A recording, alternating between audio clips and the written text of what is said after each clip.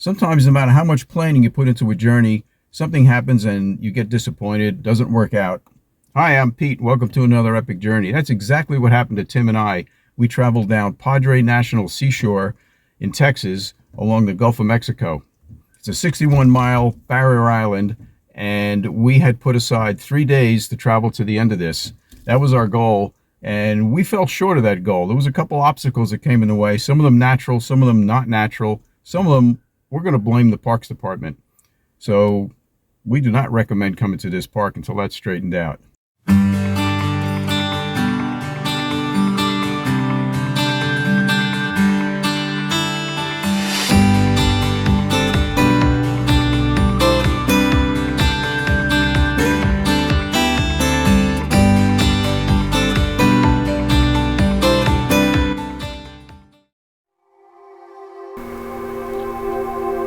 The trip started out on a positive note when we were looking forward to setting up camp and catching some fish for dinner.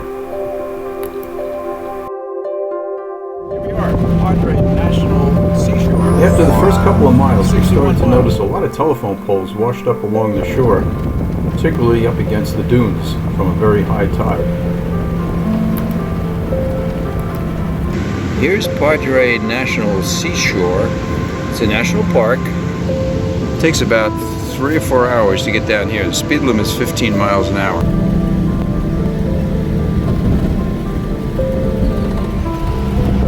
Not where that belongs.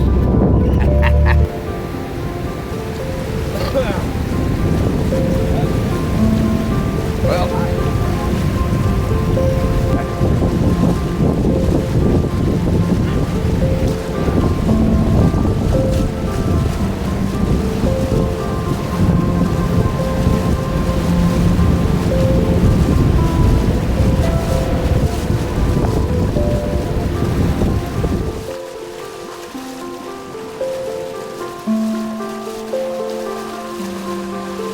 we are on Padre Island.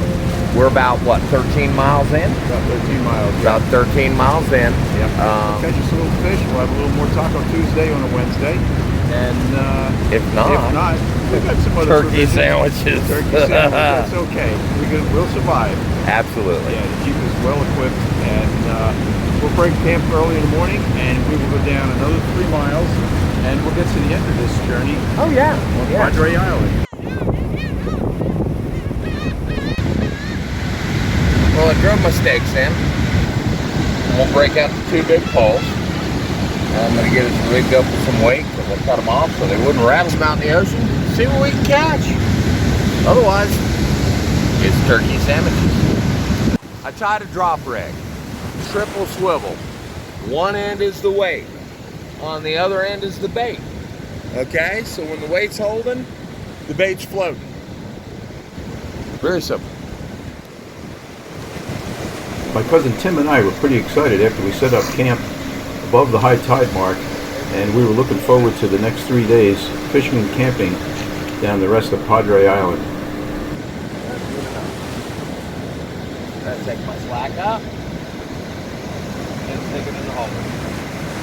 And this time, we're gonna keep an eye on them.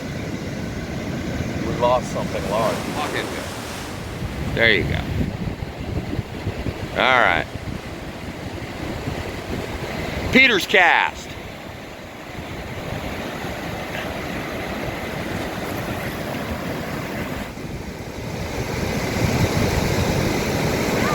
I think that's the strength they're dragging the bottom. We got a fish! Whoa! We got a whiting. Oh yeah, stunned. Oh yeah! There's fish on this beach. Here we go!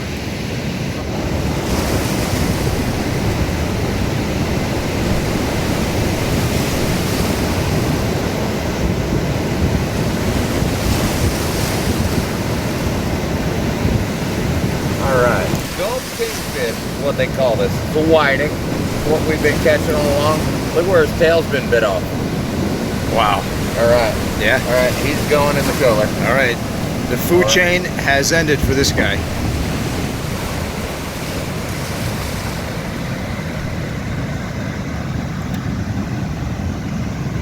There he is. Yeah, he's gonna Okay. flop around. Padre Island does not have a bait shop. So if you don't stop on the causeway and get your bait, the only other option is at the grocery store. So we just picked up shrimp at the grocery store, okay, raw shrimp. And it's already worked. We proved that. I've already caught a fish. So let me hook this shrimp up. I try to go through the shell and hang another piece of shell so it stays on. Yeah. And you know, you gotta get out there in the water and cast this damn thing. We're above the high tide mark. We're pretty safe. We're very safe. Well, the sun is set. Colder tonight. I think we're going to have some turkey sandwiches. We only caught one fish between the two of us, but we weren't too disappointed. We knew we had another couple of days to travel down and fish the entire coast of Padre Island. All right, one fish.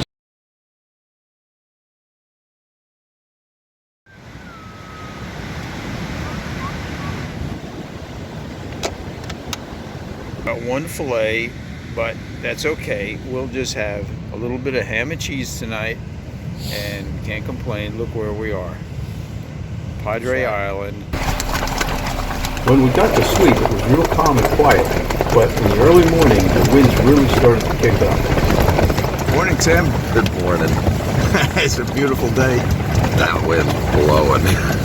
You know, we had the flap open all night, and it was beautiful, it was quiet, and right now, forget it. I mean, the wind came in here, woke me up, and I had to zip the tent closed. You can hear it rattling.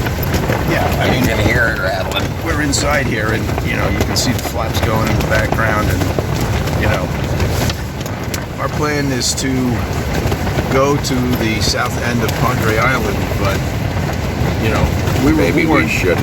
Maybe we should. You know, with the northeast wind, they were warning us that the tide would come up considerably higher, and you've only got certain windows to travel in there. Yeah. And we got an hour back. We got 15 miles to get back to pavement. And what do you think? Hour to pack and an hour back. Yeah, and we'll be at the low tide in an hour and a half. So that's our window, really, Yeah. to get out of here.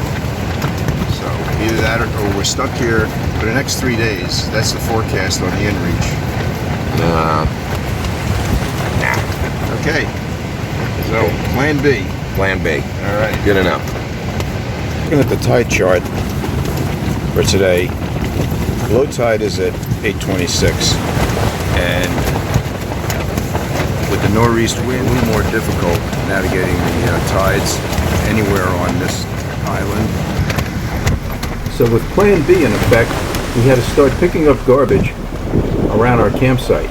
Not all of this garbage was ours, and this was one of the major disappointments that we started to notice when we came to this beach. So we'll police our area, do a little trash pickup, and try to get out of here before the tide catches us.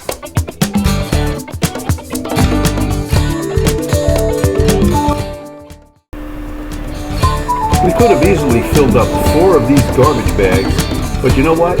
That's not our responsibility. That responsibility belongs to the Parks Department. That may sound selfish, but having the visitors pick up the garbage on this beach has not been sustainable. Another disappointment was all the telephone poles or pilings that were piled up along the beach. They were dangerous to navigate around. There were 4 of them within 50 feet of our campsite.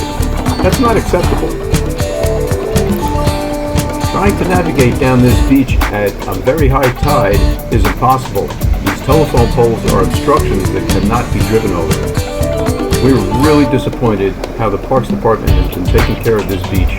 These poles didn't just show up. They've been here for a long time.